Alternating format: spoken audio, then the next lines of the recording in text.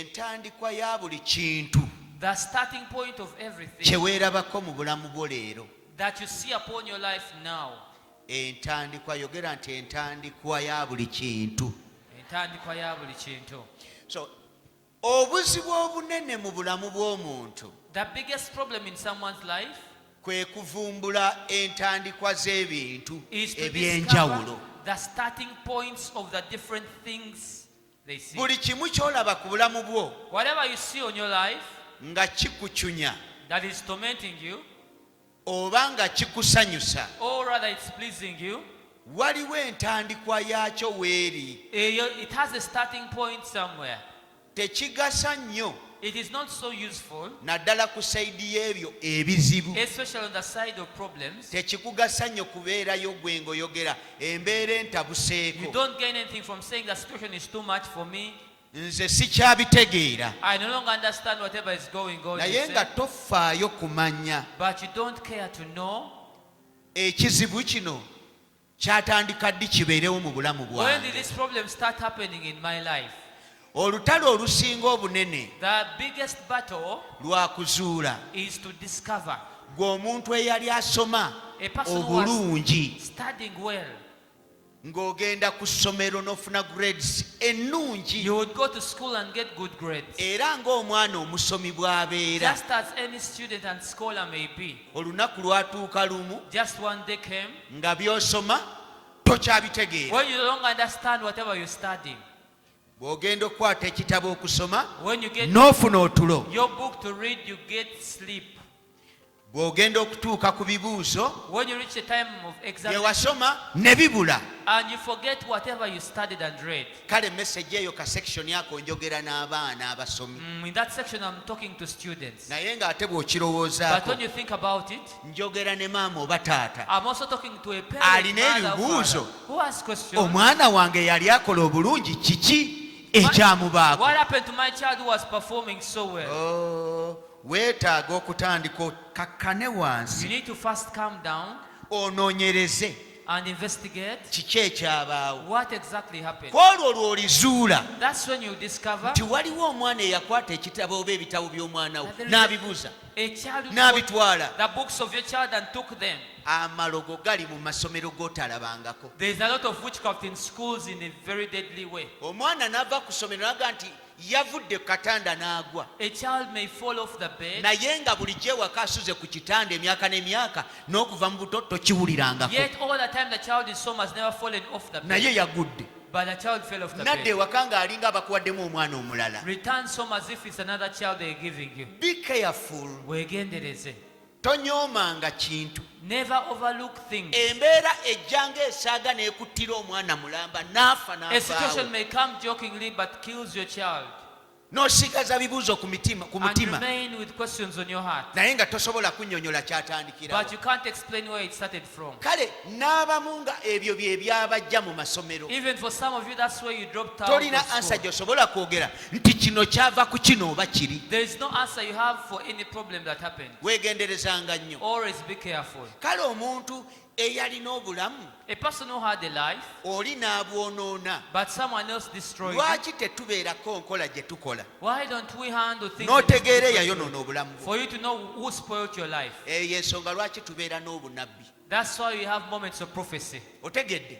You understand? Era ekyo njagala kye kijja okujja eyo gy'olowooza mbu obeera wala. That's why we take you from the far place you claim to be staying. Ewala gaba magombe. It's the grave that is the farthest. Kye kijja okujjanga eyo gy'olowooza ewala oleme kujjamu akajanja otambule ojje kuva mu busibe nkuggyeko Move, come to ekintu Vamos ekikutawaanya. for me to deliver you from whatever is Yensonga torturing lwaki you. nfuna akaseera abamu noga musumba leero nga teyalabise wano nga mpulira njagala mbeere n'omuntu ono ngambe gwe raba kino wano mubeera bangi sisobola kubamalayo. You're usually so many in service, I cannot exhaust all of you. Naye twagala omanye ekikutawaanya kiki. We want you to know what exactly is troubling you. Omuntu eyazaalako ku mwana nga wafuna olubuto A person who was ever given birth or you once conceived n'obika omwana bwe n'agwa and wali you nga gave mulamu birth bulungi. to a child healthy, Kijja kitya nti ate osobola okuddamu okunoonya omwana nga tolina kye wakola kyonna enseke mweziri namu how come you can look you want to conceive, you're healthy, nabaana mulamu the tubes are okay, the uterus is okay, olubuto walufunako You have ever conceived? naye n'otuuka n'ogamba njagala mwana You reach a time- n'onoonya omwana Of wanting to conceive, n'okola byonna abantu bye bakola okufuna you do everything that people do to conceive. awo mu magezi g'omuntu wagenda n'ogakaŋŋende mu ddwaliro In your understanding, you say, let me go to hospital. n'ekyuma tekibeera kyesigwa ne kikugamba wano waliwo ekizimba And even when the scan showed a fibroid, for kyekinaana example, okufuna olubuto is that what's stopping you from conceiving? katukuwe eddagala lino Let's give you kigenda this kuvaamu medicine. ofune olubuto You'll be freed from the fibroid and you'll conceive. weebala olikozesezza It's good you've used that medicine. n'ebirala byonna naye kati emyaka Everything. gitambula tokola ki tofuna Yes, I'm naye not buli gonna conceive. lw'oteekawo omutwe But whenever you put your head down to sleep, olaba ozadde omwana you see yourself giving birth, omuyonsa breastfeeding the child.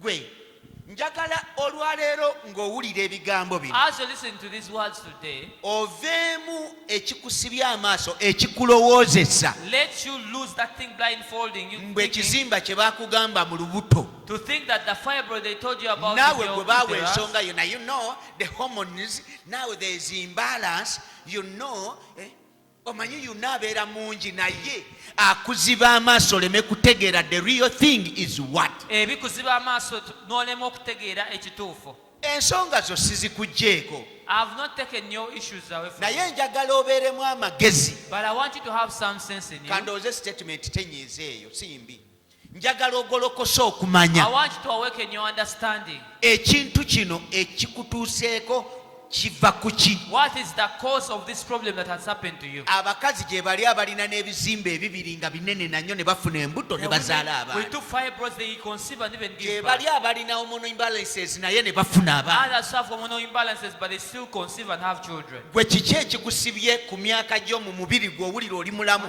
what's wrong At your age, obuzibu buliwa kizibu ki? kwolwo olwajja okutegeera That's when you know. nti wakati mu mbeera nga maze okuzaala omwana I mean, oli it's the situation after you give birth waliwo to the previous ekyajja mu child. bulamu bwange kino There's something strange that came to your life. bw'aba muntu nja mukulaga ku lwa If it's a katonda person, wange I'll tell otegeere eyasiba olubuto lwo For my luyani God's sake, then you know one who bound your womb. ŋambye bw'aba muntu oba bwe kiba kintu If it's a person or ojja something, kitegeera nti eyasiba olubuto lwo yaani you'll get to know who exactly bound your womb. oleme kubeera mu nsi ng'ozunga naye nga nekyolwanyisa tokimanyi For you not to just wander in the world when you don't know what you're fighting against. kibi nnyo okubeera mu nsi nga totegeera omulabe avaako embeera eno avaawa It's so dangerous to be in the world when you don't know the enemy causing your problems. funa kye bayita okubikkulirwa You should get revelation. amaaso go mwenna gye muli n'abali ebweru mwenna kwata ku maaso go gambe mukama Even mbikkulira touch your eyes and say, God, ndabeera you know to me. ntegeera ekyansiba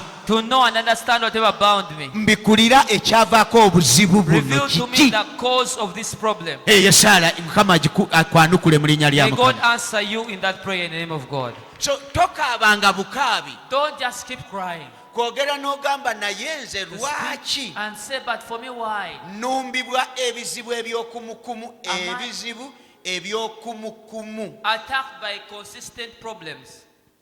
ebizibu mu bulamu bw'ensi eno tulina obibuna ffenna abantu All of us are susceptible to getting problems in this world. naye ebyokumukumu But getting problems consistently, bireetawo ebibuuzo ku mutima gw'omuntu that causes questions upon someone's heart. olwaleero n'ogenda ku mulimu gy'okolera okola shortages. You make shortages at your workplace. n'okola You shortages make shortages at your workplace. eyagenda okunoonya sente ku mulimu One went to seek for money at that job. kati amabanja gakuzimbyeko olusozi Now debts are piled up on you. ekyo kizibu oli mu kweraliikirira mabanja A problem, you're worried about debts. mu butuufu ne bwe nkyogerako bwogezi Even- kiwulira nga weekiri I just talk about it, I feel it's existing. wagenda kukola You went to work ofune sente to get money, gye biggweredde but in the end, oli mu bweraliikirivu amabanja you're worried because gakutwala of debts that are consuming you. otuuse n'okwewola wano nawali You reach an oteeke mu mulimu Borrowing Osas- here and there to pay. zofuna okozese toziraba naye osasula mabanja mu bantu You're just paying debts to people. amabanja mwoyo ogusobola okusaanyaawo n'ebibyo byonna bye gataaleeta ne bigenderamu Debts can destroy you and even take whatever it never mwoyo brought. gwe weetaaga okuwangula It's a spirit you need to overcome. oba okyali ku mabanja And you're ogalwanyisa still fighting debts. ogenda okusimbula kkubo bwoti n'ofuna akabenje nga buli bw'otuuka onaakukoonye Whenever someone knocks you, ne bw'oba teweevugamu abalinya booda abalinya those takisi who go abalinya to the border, zibaasi taxis, buses, obubenje bukwegezaamu kwegamba mu ngeri naawe gye you're bwebuza threatened by accidents in a way you don't understand. omanyi abamanyi okuvuga ebidduka omanyi okuvuga piki You know how to ride the motorcycle omanyi well. okuvuga You know emmotoka how to drive. You know yourself, you know. naye guno omwoyo bwe gukwambala gwe bayita ogw'ebizibu But when this spirit of problems dresses you up, osimbula ewaka kw'olwo n'obeeranga omuyiga atayingirangako kkubo that day you set off from home, you'll be like a learner who doesn't know how to Wait. drive on the road. embeera ng'ekunoonya If a problem is seeking after you, otuuka okusala oluguudo nga bulijjo w'osalira you reach a time of crossing the road, the naye same road mu you're crossing. mutima n'obeeramu eddoboozi n'okutya okugamba ogenda kusala bakukooni But in your heart, you're worried. You say, n'osala nga atategeera you cross as if you don't understand. bantu bakwata bukwasi kikazi gw'obadde ki Or just hold you and say, what has happened to you, lady? adde sigirabye I have not seen that car. ng'ekikuliko kyo kipika When the problem hunting after you, kigamba back, ogenda kutuukibwako ekizibu claiming that you're going to get a problem, ogenda okulaba era akabenje kakubaddeko only to realize you got an accident. bakukonye leero bakukonye enkya wiiki bbiri bakoona After 2 weeks, they knock you. bwe kisalawo nti kireete kubbibwa To bring a spirit of being robbed. omanyi amayumba amayitirivu okuva kuno nakuli ekyalo kiramba There are many houses from one side to another. There are many. era ababbi bwe bazze When thieves came, oluggi olulwo lwe baatuukiddeko ne bamenya they reached at your door and they broke it era sincerely. obusimu obwabaddemu bwe baatutte And the phones that were there, the ones they took. era kativi akabaddemu ke baatutte And the TV that was there is the one they took. era ku bantu abangi ababeera ku kkubo era abakwakkula akasawo era gwe balaba si gwe gusoose It's not the first time, but it's you they see on the road and they snatch your bag. gwe balaba bakwakkule It's you they point at and they snatch your essimu bag. yo oba ensawo They yegende snatch your bag or your phone. era gwe balaba ku ssimu era bakufere era sente ziffe Would you be the one to be frauded on phone and you ku lose your money? bizinesi zonna eziriwo era gwe Out of balaba all the bakufere ogenda okebera sente nga bakusibye obupapula obw'emitwalo etaano bwa mitwalo 2 Only to see they counter, even you counterfeit era money. gwaliko ekintu okole losses You're still the one with the problem to cause you to make losses. wakakivaamu You after getting out of one problem. oli mulwadde naye omusujja ogugwo You're sick, but your sickness, ogujjanjabira akatono ennyo mwezi the shortest time you treat it is for a month. abalala gye bamirira empeka ennaku 2 ne bateerera gwe mwezi While mulamba others are getting healed in just oli mu 2 days, kujjanjaba nekyojjanjaba tokola ki tokimanyi you're treating for a full month, but you don't even know what you're treating. omwoyo guno ogujja ne gukusikako buli kirungi kyonna mu nsi muno ogenda kukolerera bizibu byokka Are you going to buuza keep gwe working for problems in this mu world? nsi ogenda kukolerera bizibu Are byokka you going to keep working for problems in this world? njagala only? okyebuze mu mutima gwo muli Ask munda yourself that question. mu nsi gwe ogenda kukolerera babbi ogenda kukolerera ndwadde Are you going to keep working for sicknesses in this world? mu nsi muno ogenda kukolerera bizibu byokka nga gwe buli kyokola kifu bizibu byokka bye bibeerawo Are you going to keep working for problems? nze ŋŋamba ekintu kikyukemu I say let things change. nze ŋŋamba ekintu kikyukemu I say let things change. sooka weekebera embeera eno yatandika ddi First check yourself, when did this situation omala start? okugiraba ebintu bikyukemu After seeing it, let things change.